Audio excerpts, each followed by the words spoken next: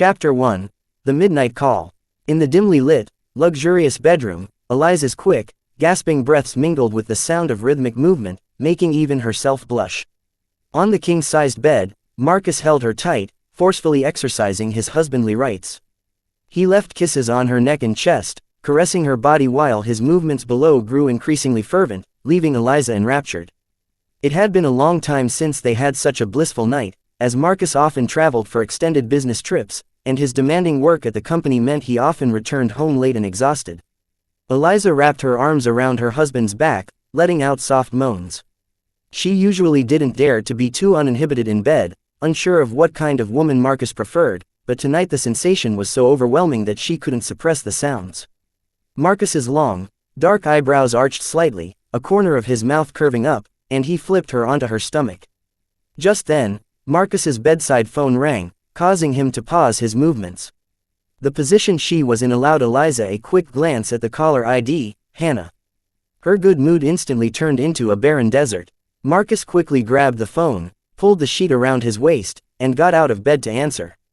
"Hello, what's wrong?" His voice was filled with anxiety, his tall, muscular body tensed up, and his eyes darted around. Eliza sat up, watching her husband take the call, glancing at the clock.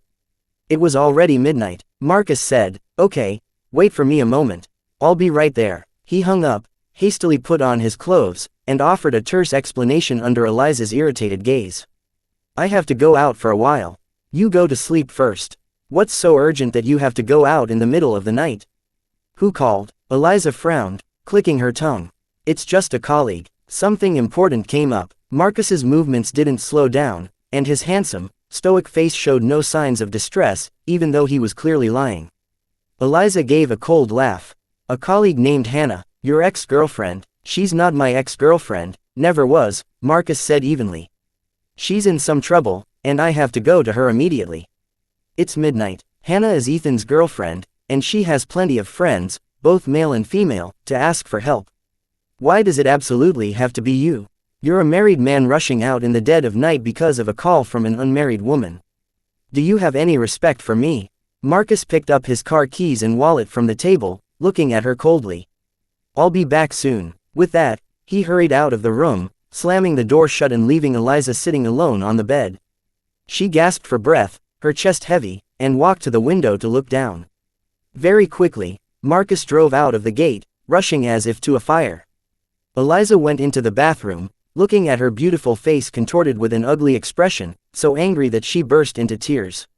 Without asking for Eliza's agreement, Marcus ignored her expression and helped Hannah into the house. Hannah grinned, vaguely waving a hand at Eliza, her voice slurring. "Hello, there, haha, you're so pretty." She was clearly very drunk. Eliza's chest ached with anger. She followed Marcus, wanting to see if her husband intended to give his friend a bath himself. Marcus carefully placed Hannah on the sofa as gently as a fragile egg, then looked up, intending to say something to Eliza. Faced with her blazing glare and tear-filled eyes, he swallowed his words and walked toward the kitchen to wake up Mrs. Daisy, their housekeeper. Hannah, being drunk, immediately closed her eyes and fell asleep as soon as she was placed down. He led Mrs. Daisy to the living room and casually requested, "Aunt, could you please give my friend a quick bath?" Mrs. Daisy looked at Hannah sprawled unevenly on the sofa, then at Eliza with a puzzled expression. Marcus offered no explanation, helped Hannah up, led her toward the bathroom, and then went upstairs. Mrs. Daisy had no choice but to enter the bathroom, closing the door and turning on the water. Eliza collapsed onto the sofa, clutching her head. A moment later, Marcus came downstairs, holding a set of Eliza's clothes. She looked up, frowning. "What are you doing? You haven't worn this outfit in a long time." "I'm letting her borrow it for a night." Eliza stood up and snatched the clothes from Marcus's hand. "Why didn't you ask me? Why go through my things without permission? Haven't worn it in a long time. This is the first outfit you ever bought me. I'm afraid of ruining it, so I only wear it occasionally." "What do you mean, haven't worn it in a long time? Whose underwear are you holding? Women don't share underwear. That's disgusting." Marcus sighed, his tone defensive. "You don't need to use such harsh words. I bought this underwear for you but haven't had a chance to give it to you. I'm giving it to Hannah for now, I'll buy you a more expensive set later." Why do you have to do this? The other times she got drunk and called you, you stayed out all night. Did you take her to a hotel and bathe her then? Why bring her here today? To stage a display of affection, to prove to me that you and she are innocent. Marcus snapped. What is wrong with you? If she wasn't soaked through, I would have rented a room for Hannah and slept somewhere else. She and I are completely innocent. Today was an emergency, and I had no choice but to bring her here. Or would you be satisfied if I took her to a hotel and bathed and changed her clothes myself? Eliza clenched her trembling fists, tears streaming down her face, and threw the clothes at Marcus. Slept somewhere else? Do you think I'm an idiot? Now, put the clothes on her and take her somewhere else to sleep. Stop performing this act in front of me.